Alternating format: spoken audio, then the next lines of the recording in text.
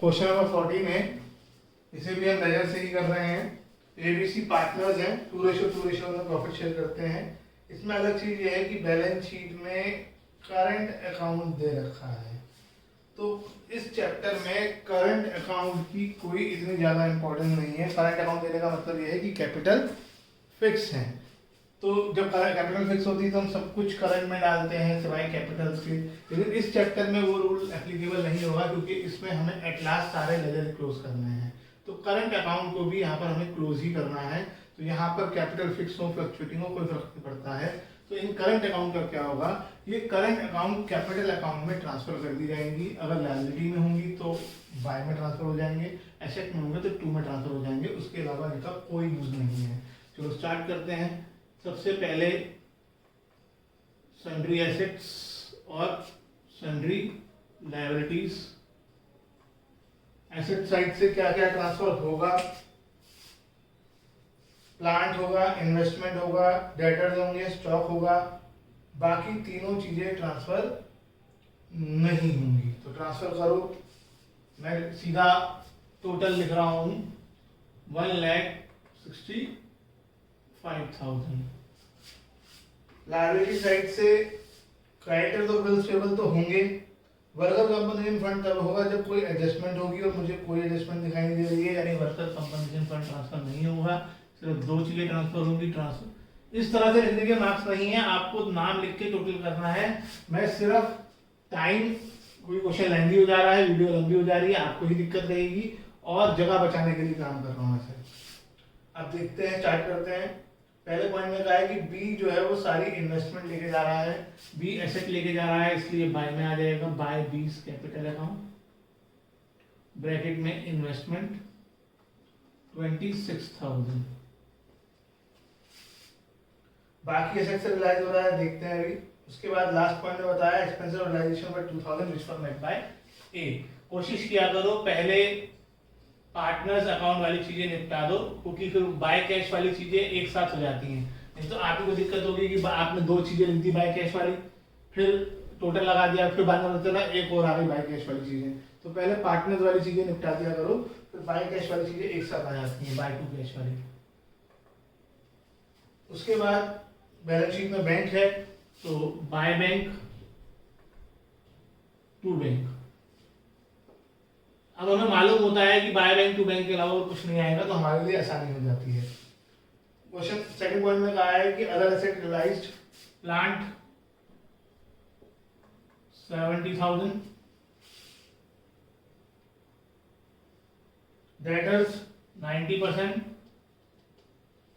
Debtors कितने transfer किए थे, 30,000 के ट्रांसफर किए थे, 90% आ जाएगा 27,000। स्टॉक 5% प्रीमियम, प्रीमियम होता है डिस्काउंट का उल्टा, यानी 5% ज्यादा। तो स्टॉक 35,000 का है, 35,000 का 5% हुआ 1750, प्लस कर दो 36,750। क्रेडिटर्स को पे कर दिया गया 30,000 फुल सेटलमेंट में, यानी क्रेडिटर्स को और कुछ नहीं देना। बिल्स पेबल को पे किया गया 5% डिस्काउंट पे, तो क्रेडिट बिल्स पेबल है 20,000 के, 20,000 का 5% हुआ 1,000, ये आ गया 19,000। उसके बाद रियलाइजेशन एक्सपेंसेस हम कर चुके हैं। आपने लायबिलिटी कौन कौन सी ट्रांसफर करी थी, एक क्रेडिटर्स एक बिल्स पेबल, दोनों पे हो गई हैं। अब आप टोटल लगा सकते हैं, इनका टोटल आ गया 49 और इनका टोटल आ गया 133,750। आप में से बहुत से लोग खुद कैलकुलेशन नहीं कर रहे होंगे, इसका इफेक्ट आपके एग्जाम में पड़ सकता है। आप वीडियो रोक के, मैं कैलकुलेशन मेरी मजबूरी है, क्लास में होता तो मैं कैलकुलेशन आप लोगों से ही करवाता। तो क्या कहते हैं, प्रॉफिट लॉस निकालो, टोटल लगाओ, किधर का ज्यादा लग रहा है, 51, 216, 81, 2 इधर का ज्यादा है। इसका एक तरीका और भी होता है करने का करंट अकाउंट वाले में, कि पहले सब कुछ यहाँ पर करंट अकाउंट में डाल दो और फिर बाद में करंट अकाउंट से करो, लेकिन वो डिफिकल्ट मेथड है, हम इजी वाला कर रहे हैं। तो कहीं कोई बुक से देखकर या नहीं से देखिएगा सर आपने गलत करा दिया, मैं आपको इजी वाला मेथड करा रहा हूँ और ये बिल्कुल सही मेथड है। 250, 12, 15, 1, 8, 21 आगे बराबर। अब इसे बांट देते हैं रेशो में 2 to 1, 500, 500, 250। इसके बाद बनेगा partners capital account.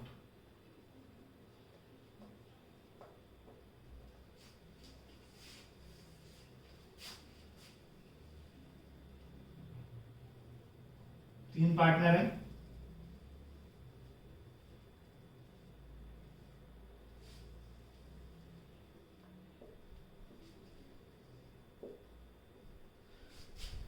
Partners capital account में सबसे पहले बाय बैलेंस ब्रेकडाउन आता है, और जब पार्टनर्स कैपिटल फिक्स होती है तो कैपिटल हमेशा क्रेडिट नहीं होती है, नेगेटिव कैपिटल हो ही नहीं सकती, क्योंकि सारी चीजें कैपिटल में आती ही नहीं है, करंट अकाउंट में आती है। करंट अकाउंट नेगेटिव हो सकता है ऐसे में।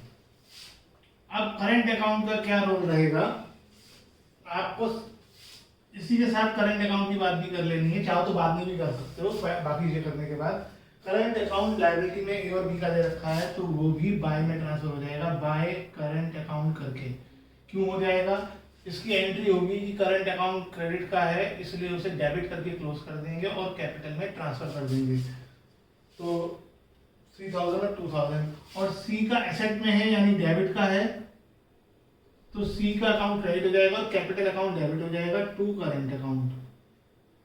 इससे ज्यादा आपको करंट अकाउंट का कोई यूज नहीं करना है। इसका करने का एक तरीका और भी है कि आप पहले सारी रिकॉर्डिंग करंट अकाउंट में कर दो, फिर करंट अकाउंट से सारी चीजें कैपिटल में डालो, वो लेंदी पड़ता है। ये छोटा मेथड है। अब बाकी क्वेश्चन पहले की तरह, लॉस आया है रियलाइजेशन का, टू रियलाइजेशन 500, 500, 250, बाय में बी है तो टू रियलाइजेशन, बी में आ जाएगा 26,000, टू में ए है तो बाय रियलाइजेशन ए में 2000, लायबिलिटी साइड में वर्कर कंपनसेशन फंड है तो बाय WCF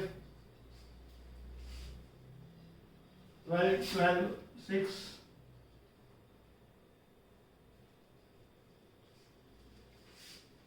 फिर एसेट साइड में P&L अकाउंट है 5000 का, टू P&L 2000, 2000, 1000। अब जिसका जिधर टोटल कम ज्यादा है उधर बाय बैंक टू बैंक आ जाएगा, तीनों का टोटल 2 का कम है, तीनों में 2 बैंक आ जाएगा, और बैंक का लेजर आप खुद बनाएंगे। इस क्वेश्चन को आप खुद कंप्लीट करेंगे।